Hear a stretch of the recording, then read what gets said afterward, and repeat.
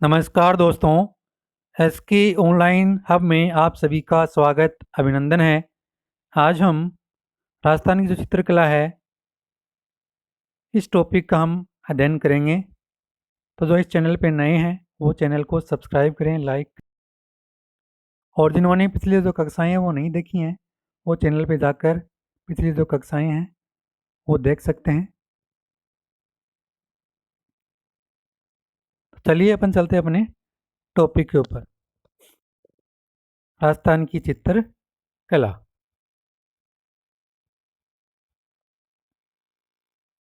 राजस्थानी चित्रकला का जो इतिहास है वो अत्यंत समृद्ध है।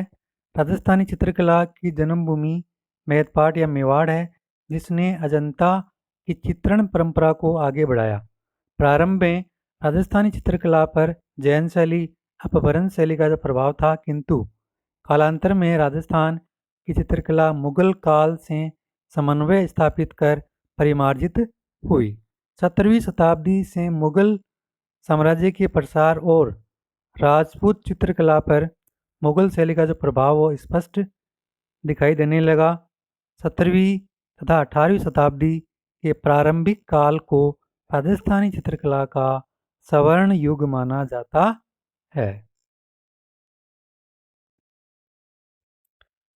राजस्थान में सबसे प्राचीन उपलब्ध चित्रित ग्रंथ है वो जैसलमेर भंडार में 1060 ईस्वी में ओग निरुक्ति वर्ती एवं 10 वैकालिक सूत्र चूर्णी है, तथा मेवाड़ की आरंभिक चित्र श्रावक प्रतिक्रमण सूत्र चूर्णी 1260 ईस्वी में मिलते हैं। इस ग्रंथ का जो चित्रांकन है वो तेज सिंह के समय हुआ था, तथा वहीं दूसरा जो ग्रंथ है सुपासने चर्यम पार्श्वनाथ चरित्र 1423 ईस्वी में देलवाड़ा में चित्रित हुआ था। चित्रकला की जो विशुद्ध राजस्थानी शैली का जो प्रारंभ है वो 15वीं सदी के उत्तरार्ध से 16वीं सदी के बीच 1500 ईस्वी के लगभग माना जा सकता है। राजस्थानी चित्रकला का जो प्रथम वैज्ञानिक विभाजन है वो 1916 में आनंद कुमार स्वामी ने राजपूत पेंटिंग्स नामक पुस्तक में किया। ये जो प्रश्न है वो बार बार पूछा जा रहा है, इसको आप ध्यान में रखना। राजस्थानी चित्रकला का सबसे पहले जो प्रथम वैज्ञानिक विभाजन है वो किसने किया और कब किया और कौन सी पुस्तक में किया। तो इसमें तीनों का जो आंसर है वो मैंने बता दिया आपको। राजस्थानी चित्रकला का जो प्रथम वैज्ञानिक विभाजन है वो 1916 में आनंद कुमार स्वामी ने राजपूत पेंटिंग नामक पुस्तक में किया। डॉक्टर आनंद कुमार स्वामी का मत है कि राजपूत चित्रकला मुगल युग से पूर्व अस्तित्व में थी।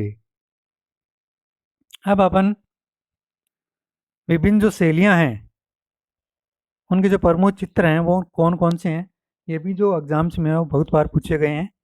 इसमें पहला है श्रावक प्रतिक्रमण सूत्र चूर्णी है वो कौन सी शैली का है, ये मेवाड़ शैली का है।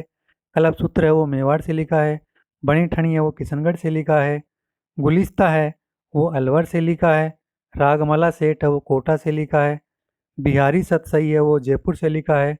रागमाला और बारहमासा ये मेवाड़ शैली का है। भागवत पुराण, रसिक प्रिया, चित्तेरों की ओरी, कलीला दमना ये मेवाड़ शैली के प्रमुख चित्र हैं। नेक्स्ट अपना चित्रकला, रागमाला, राग दीपक, रागिनी भैरव ये हैं वो बूंदी चित्र शैली के प्रमुख चित्र हैं। नेक्स्ट अपना मूमल दे, निहाल दे, कल्याण रागिनी ये जोधपुर चित्र शैली के प्रमुख चित्र हैं। नेक्स्ट है राशि ठाठ, डोला मारू, पिछवाई ये नाथद्वारा चित्र शैली के प्रमुख चित्र हैं। नेक्स्ट अपना चोर पंचासी का ये मेवाड़ चित्र शैली का प्रमुख चित्र है। और रागिनी बसंत ये मेवाड़ चित्र शैली का प्रमुख चित्र है। अब हम चलते हैं क्वेश्चंस की ओर। पहला इसमें क्वेश्चन है किशनगढ़ शैली को प्रकाश में लाने का श्रेय वो किसे जाता है। किशनगढ़ शैली को प्रकाश में लाने का श्रेय वो एरिक डिक्सन व फयाज अली को जाता है। दूसरा अपना प्रश्न है बनी ठनी का चित्र किसने बनाया। बनी ठनी का जो चित्र है वो मोर ध्वज निहाल चंद ने बनाया। ये जो प्रश्न है वो बार बार परीक्षा में पूछे गए हैं, सभी परीक्षाओं में पूछा गया है। नेक्स्ट अपना प्रश्न है किशनगढ़ शैली का प्रसिद्ध चित्र 84 रात की संगोष्ठी किसने बनाया। ये जो चित्र है वो अमरचंद ने बनाया था। ये प्रश्न भी बार बार बहुत बार पूछा गया है।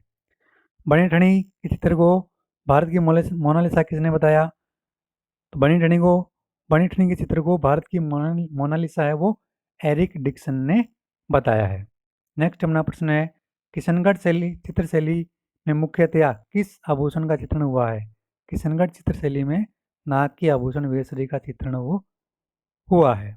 नेक्स्ट अपना प्रश्न है, किशनगढ़ चित्रशैली का श्रवणकाल किसके समय को माना जाता है? किशनगढ़ चित्रशैली का जो श्रवणकाल है वो राजा सावंत सिंह के समय को माना गया है। अगला अपना प्रश्न है, बनी ठनी पर डाक टिकट वो कब जारी हुआ? बनी ठनी पर वो डाक टिकट वो 5 मई 1973 को जारी हुआ। नेक्स्ट अपना प्रश्न है, किस चित्र शैली में बुझे हुए रंगों का प्रयोग हुआ है? तो नागौर चित्र शैली में बुझे हुए रंगों का प्रयोग हुआ। ये प्रश्न भी पूछा हुआ है। बीकानेर चित्र शैली का श्रवणकाल माना जाता है। बीकानेर चित्र शैली का श्रवणकाल वो अनूप सिंह के समय को माना जाता है। नेक्स्ट अपना प्रश्न है, राजस्थान की वह चित्र शैली कौन सी है जिस पर कोई भारी प्रभाव नहीं पड़ा? तो राजस्थान की वह चित्र शैली जैसलमेर है जिसमें जिस पर भारी प्रभाव नहीं पड़ा। ये प्रश्न भी है वो पूछा गया है एग्जाम्स में। नेक्स्ट अपना प्रश्न है, जैसलमेर चित्रशैली का स्वर्णकाल माना जाता है। जैसलमेर चित्रशैली का जो स्वर्णकाल है वो मूलराज द्वितीय का समय को माना गया है। ईश्वरी सिंह का जो आदम का चित्र है वो किसने बनाया? तो ईश्वरी सिंह का जो आदम का चित्र है वो साहिब राम ने बनाया। नेक्स्ट अपना प्रश्न है, जयपुर चित्रशैली का स्वर्णकाल किसे माना जाता है? जयपुर चित्रशैली का जो स्वर्णकाल है वो सवाई प्रताप सिंह के समय को माना जाता है। अगला अपना प्रश्न है, अलवर चित्रशैली का स्वर्णकाल माना जाता है। अलवर चित्रशैली का जो स्वर्णकाल है वो राजा विनय सिंह का जो समय है वो इसको माना गया है। अलवर चित्रशैली का स्वर्णकाल है वो राजा विनय सिंह के समय को माना गया है। उनियारा चित्रशैली पर किसका प्रभाव पड़ा? तो उनियारा शैली पर है वो बूंदी शैली का प्रभाव पड़ा। नेक्स्ट अपना प्रश्न है, पशु पक्षियों की चित्र अधिक होने के कारण पशु पक्षियों वाली चित्र शैली कौन सी है? तो पशु पक्षियों की चित्र अधिक होने के कारण बूंदी शैली को पशु पक्षियों की चित्र शैली के नाम से भी इसको जाना जाता है। अगला अपना प्रश्न आता है, नारियों द्वारा शिकार के दृश्य कौन सी चित्र शैली में है? तो नारियों द्वारा शिकार के जो दृश्य हैं वो कोटा चित्र शैली में है। अगला अपना प्रश्न है, कोटा चित्र शैली का जो स्वर्णकाल है वो माना जाता है। तो कोटा चित्र शैली का स्वर्णकाल है वो राजा उमेद सिंह का जो समय है उसको माना गया है। अगला अपना प्रश्न है, शेखावाटी चित्रकला को भित्ति चित्रों के कारण क्या कहा जाता है? शेखावाटी चित्रकला को भित्ति चित्रों के कारण ओपन आर्ट गैलरी के नाम से इसको जाना जाता है। नेक्स्ट अपना प्रश्न है, फ्रेस्को बुनो, फ्रेस्को सेको, आरायस, मोराकसी आदि क्या हैं? फ्रेस्को बुनो, फ्रेस्को सेको, आरायस और मोराकसी आदि है वो भित्ति चित्रण के लिए प्रयुक्त विधियां हैं। अगला अपना प्रश्न है, पणा क्या है? पणा क्या है? तो शेखावाटी में आरायस को पणा नाम से जाना जाता है। नेक्स्ट अपना प्रश्न आता है, शेखावाटी के भित्ति चित्रांकन परंपरा के प्राचीनतम जो उदाहरण है वो कहाँ मिले हैं? तो शेखावाटी में भित्ति चित्रांकन परंपरा के जो प्राचीनतम उदाहरण है वो जोगीदास की छतरी उदयपुरवाटी झुंझुनों में मिले हैं। ये जो प्रश्न है वो ये भी पूछा हुआ है कि जोगीदास की जो छतरी है वो कहाँ पर स्थित है। ये प्रश्न वो पूछा गया है, इसको आप ध्यान में रखना। तो इसमें मैंने दोनों प्रश्नों के आपको आंसर वो बता दिए हैं। जोगीदास छतरी है वो उदयपुरवाटी झुंझुनों में स्थित है। अगला अपना प्रश्न है, बरसात में नाचता मोर, हाथियों की लड़ाई व खजूर के वृक्ष कौन सी चित्र शैली में मिले हैं? तो बरसात में नाचता मोर, हाथियों की लड़ाई और खजूर के जो वृक्ष हैं वो बूंदी चित्र शैली में मिले हैं। बूंदी चित्र शैली पर किसका प्रभाव पड़ा? बूंदी चित्र शैली पर मेवाड़ व मुगल शैली का प्रभाव पड़ा। अगला अपना प्रश्न है, जयपुर शैली में नायिका का चित्रण किस रूप में किया गया है? तो जयपुर शैली में नायिका का जो चित्रण है वो रूप गर्विता के रूप में उसका जो चित्रण है वो किया गया है। हाथियों की लड़ाई ये जो चित्र हैं वो कौन सी चित्र शैली के हैं? हाथियों की लड़ाई के चित्र है वो कौन सी चित्र शैली के हैं? तो हाथियों की लड़ाई के चित्र हैं वो आमेर चित्र शैली के हैं। अगला अपना प्रश्न है, सर्वाधिक मुगल प्रभाव वाली चित्र शैली कौन सी है? तो सर्वाधिक मुगल प्रभाव वाली चित्र शैली है वो ढूंढाड़ यानी जयपुर शैली है। यानी सर्वाधिक मुगल जो प्रभाव वो ढूंढाड़ अलवर ढूंढाड़ जयपुर शैली पर पड़ा। अगला अपना प्रश्न है, राजस्थान की एकमात्र ऐसी कौन सी चित्र शैली है जिसमें चित्रकार अपने हस्ताक्षर तथा तिथि अंकन करता था? तो अपने हस्ताक्षर और जो तिथि है वो बीकानेर चित्र शैली में अंकित किए जाते थे। अगला अपना प्रश्न आता है, कलीला दमना किसका अनुवादित रूप है? तो कलीला दमना है वो पंचतंत्र का अनुवादित रूप है। अगला अपना प्रश्न है, कलीला दमना किसका अनुवादित रूप है? ये मैंने आपको बता दिया, ये पंचतंत्र का अनुवादित रूप है। अगला अपना प्रश्न है, कमला व इलायची नामक महिला चित्रकार किस शैली से संबंधित थी? तो कमला व इलायची नामक जो महिला चित्रकार है वो नाथद्वार चित्र शैली से संबंधित थी।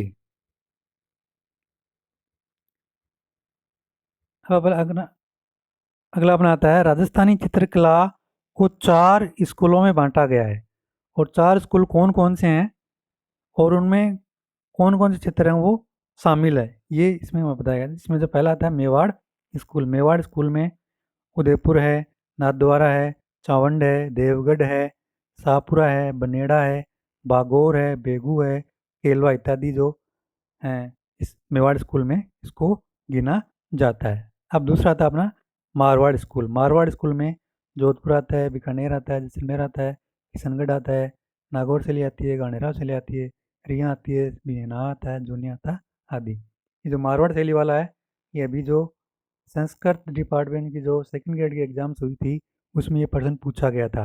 ये 4-5 नाम दे दिए गए थे और ये पूछ लिया गया था कि ये जो शैलियाँ हैं वो कौन सी स्कूल के हैं, यानी कौन सी चित्रकला स्कूल के से संबंधित हैं। तो इन सभी को आपको चारों को ध्यान में रखना है।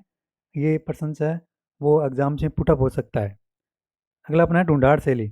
इसमें आमेर आता है, जयपुर आता है, अलवर आता है, करौली आता है, मुनियारा आता है, जिलाय आता है, इसरदा आता है, सामोद। और चौथी अपनी आती है हाड़ौती चित्र शैली। इसमें बूंदी आता है, कोटा आता है, झालावाड़ आता है और दुग्गारी। तो इनको आपको ध्यान में रखना है, एग्जाम में उनसे प्रश्न जो पुटअप हो सकते हैं। तो इस प्रकार से आज हमने राजस्थान की जो चित्रकला है उसके महत्वपूर्ण पर्सन्स और इसके जो प्रमुख स्कूल हैं, स्कूल में कौन कौन से चित्रवाते हैं और इनके बारे में हमने अध्ययन है वो किया है। तो आप अपने दोस्तों, मित्रों और जो प्रतियोगी परीक्षाओं की तैयारी करने वाले जो प्रतिभागी हैं उनको आप क्लास में वो शेयर जरूर करें ताकि वो इन क्लासों से फ़ायदा उठा सकें। वीडियो को आप अंत तक देखिए। वीडियो को अगर आप अंत तक देखोगे तो आपको कुछ ना कुछ सीखने को मिलेगा। और वीडियो देखने के लिए आप सभी प्रतिभागियों को धन्यवाद।